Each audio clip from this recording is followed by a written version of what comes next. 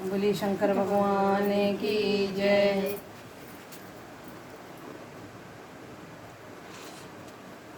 श्री हरितालिका तीज व्रत कथा। भाद्रपद मास के शुक्ल पक्ष की तृतीया को किया जाता है।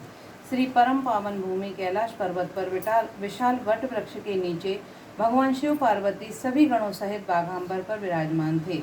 बलवान वीरभद्र, भृंगी, श्रृंगी, नंदी आदि अपने अपने पैरों पर सदाशिव के दरबार में शोभा बढ़ा रहे थे। गंधर्वगण, किन्नर, ऋषि हरि भगवान की अनुष्टुप छंदों से स्तुति गान, स्वर आलापों से वाद्यों में संलग्न थे। उसी सुअवसर पर महारानी पार्वती जी ने भगवान शिव से दोनों हाथ जोड़कर प्रश्न किया कि हे महेश्वर, मेरे बड़े सौभाग्य हैं जो मैंने आप सरी के पति का वरण किया। क्या मैं जान सकती हूँ मैंने वह कौन सा पुण्य अर्जन किया है कि आप अंतर्यामी हैं, मुझको बताने की कृपा करें। पार्वती जी की ऐसी प्रार्थना सुनने पर शिव जी बोले, हे वरानने, तुमने अति उत्तम पुण्य का संग्रह किया। जिससे तुमने मुझे प्राप्त किया है वह अति गुप्त है, वह तुम्हारे आग्रह पर प्रकट करता हूँ। कथा प्रारंभ। भाद्रपद माह के शुक्ल पक्ष की तीज का व्रत हरितालिका के नाम से प्रसिद्ध है। यह जैसे तारागणों में चंद्रमा, नवग्रह में सूर्य, वर्णों में ब्राह्मण, देवताओं में गंगा, पुराणों में महाभारत, वेदों में साम, इंद्रियों में मन, ऐसा ही यह व्रत श्रेष्ठ है। जो तीज हस्त नक्षत्र युक्त पड़े वह और भी महान पुण्यदायक होती है। ऐसा सुनकर श्री पार्वती जी ने कहा, हे महेश्वर, मैंने कब और कैसे यह तीज व्रत किया था, विस्तार के साथ श्रवण करने की इच्छा है। इतना सुनकर भगवान शंकर बोले कि हे भाग्यवान उमा, भारत के उत्तर में श्रेष्ठ एक पर्वत है, उसके राजा का नाम हिमांचल है। वहाँ तुम भाग्यवती रानी मैना से उत्पन्न हुई थी। तुमने बाल्यकाल से ही मेरी आराधना करना प्रारंभ कर दिया था। कुछ उम्र बढ़ने पर तुमने हिमालय की दुर्गम गुफाओं में जाकर मुझे पाने हेतु तप किया।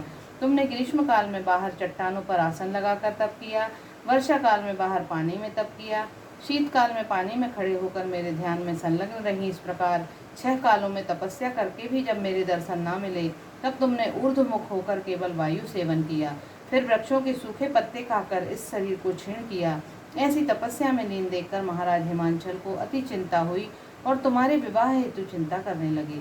इसी सुअवसर पर महर्षि नारद जी उपस्थित हुए।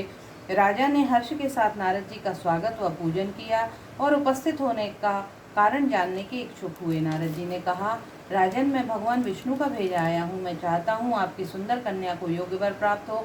वैकुंठ निवासी शेष साई भगवान ने आपकी कन्या का वरण स्वीकार किया है। राजा हिमांचल ने कहा, महाराज, मेरे सौभाग्य हैं जो मेरी कन्या को विष्णु जी ने स्वीकार किया है और मैं अवश्य उन्हें अपनी कन्या उमा का वाग्यदान करूंगा। यह सुनिश्चित हो जाने पर नारद जी वैकुंठ पहुंचकर श्री विष्णु भगवान से पार्वती जी के विवाह का निश्चित होना सुनाया। इधर महाराज हिमांचल ने वन में पहुंचकर पार्वती जी से भगवान विष्णु से विवाह होने का निश्चित समाचार दिया। ऐसा सुनते ही पार्वती जी को महान दुख हुआ। उस दुख से तुम विभल होकर अपनी सखी के पास पहुंचकर विलाप करने लगी तो तुम्हारा विलाप देख सखी ने तुम्हारी इच्छा जानकर कहा, देवी, मैं तुम्हें ऐसी गुफा में तपस्या को ले चलूंगी जहाँ तुम्हें महाराज हिमांचल भी न ढूंढ सकेंगे। ऐसा कहकर उमा सहेली सहित हिमालय की गहन गुफा में विलीन हो गई। तब महाराज हिमाचल घबराकर पार्वती जी को ढूंढते हुए विलाप करने लगे कि मैंने विष्णु को वचन दिया है, वह कैसे पूर्ण हो सकेगा। ऐसा कुछ कहकर मूर्छित हो गए। तत्पश्चात सभी प्रवासियों के साथ लेकर ढूंढने को महाराज ने पदार्पण कर ऐसी चिंता करके कहा, क्या मेरी कन्या को व्याघ्र खा गया या सर्प ने डस लिया या कोई राक्षस हर कर ले गया। उस समय तुम अपनी सहेली के साथ ही गहन गुफा में पहुंच बिना अन्न जल के मेरे व्रत को प्रारंभ करने लगी थी। उसी दिन भाद्रपद की तृतीया शुक्ल पक्ष हस्त नक्षत्र युक्त थी। मेरी पूजा के फलस्वरूप मेरा सिंहासन हिल उठा तो मैंने जाकर तुम्हें दर्शन दिया और तुमसे कहा, देवी, मैं तुम्हारे व्रत और पूजन से अति प्रसन्न हूँ। तुम अपनी कामना का मुझसे वर्णन करो। इतना सुन तुमने लज्जित भाव से प्रार्थना की कि आप अंतर्यामी हैं, मेरे मन के भाव आपसे छिपे नहीं हैं, मैं आपको पति के रूप में चाहती हूँ।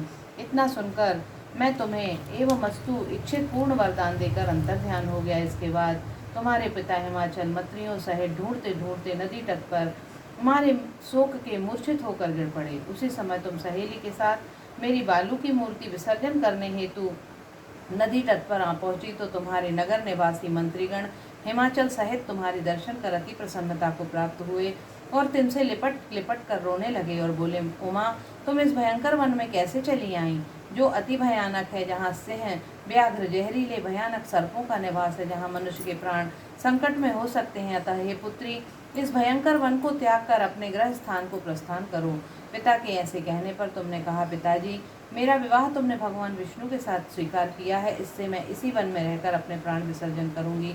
ऐसा सुनकर महाराज हिमाचल अति दुखी हुए और बोले, प्यारी पुत्री तुम शोक मत करो, मैं तुम्हारा विवाह कदापि भगवान विष्णु के साथ न करूंगा और तुम्हारा अभीष्ट वर जो तुम्हें पसंद है उन्हीं सदाशिव के साथ करूंगा। अब तुम मेरे पर अति प्रसन्न हो। सहेली के साथ नगर में उपस्थित होकर अपनी माता अन्य सहेलियों से मिलती हुई कुछ समय बाद शुभ मुहूर्त में तुम्हारा विवाह वेद विधि के साथ महाराज हिमांचल व महारानी मैना ने मेरे साथ कर पुण्य का अर्जन किया। हे सौभाग्यशालिनी, जिस सहेली ने तुमको हरण कर हिमालय की गुफा में रखा, मेरी प्राप्ति का व्रत किया, इसी से इस व्रत का नाम हरितालिका पड़ा और यह व्रत सब व्रतों में उत्तम हुआ। इस प्रकार सुनकर माता पार्वती ने कहा, प्रभु आप मेरे मिलने की सुखद कथा सुनाकर मुझे प्रसन्न किया, तो इस व्रत के विधान और इसका फल भी सुनाइए। कृपा करके मुझे इसके करने की विधि पृथक पृथक फल भी सुनाइए। इतना सुन के भगवान सदाशिव ने कहा, प्राण प्रिय मैं इस व्रतराज का फल सुना रहा हूँ। यह व्रत सौभाग्यशालिनी नारी व पति चाहने वाली कन्याओं को करना चाहिए।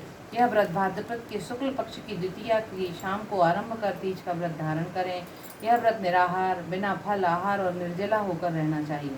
भगवान शिव पार्वती की प्रतिमा सुवर्ण की स्थापित करके केले पुष्प आदि के खंभे स्थापित कर रेशमी वस्त्र के चंदोबा तान कर वंदनवार लगाकर भगवान शिव का बालू का लिंग स्थापित करके पूजन, वैदिक मंत्र, स्तुति, गान, वाद्य, शंख, मृदंग, झांझ आदि से रात्रि जागरण करना चाहिए और भगवान शिव के पूजन के बाद फल फूल पकवान, लड्डू, मेवा, मिष्ठान, तरह तरह के भोग की सामग्री समर्पण करें। फिर ब्राह्मणों को अन्य द्रव्य, वस्त्र, पात्र आदि का दान श्रद्धा युक्त देना चाहिए। भगवान शिव के प्रति वस्तु को सिद्ध पंचाक्षरी मंत्र से नमः शिवाय कहकर समर्पित करना चाहिए। प्रार्थना के समय अपनी इच्छा भगवान के सामने प्रेषित करें। फिर भगवान से यहाँ लिखी प्रार्थना करें, जय जगमाता मेरी भाग्य विधाता, तुम हो पार्वती शिव प्यारी, तुम दाता नंद पुरारी, सती सतों में रेख तुम्हारी, जय हो आनंदाता। इच्छित वर मैं तुमको पाऊँ, भूल चूक को दुख न उठाऊँ, भाव भक्ति से तुमको पाऊँ, कर दो पूर्ण बाता, जय जगमाता। प्रार्थना के बाद पुष्पों को दोनों हाथों में लेकर पुष्पांजलि समर्पण करें। फिर चतुर्थी को शिवलिंग किसी नदी या तालाब में विसर्जन करें। फिर तीनों ब्राह्मणों को भोजन कराकर दक्षिणा देवें। इस प्रकार यह व्रत पूर्ण करने से नारी सौभाग्यवती होती है, धन व पुत्र पौत्रों से सुखी होकर जीवन व्यतीत करती है। कन्याओं को व्रत करने से कुलीन धनवान वर की प्राप्ति होने का सौभाग्य होता है।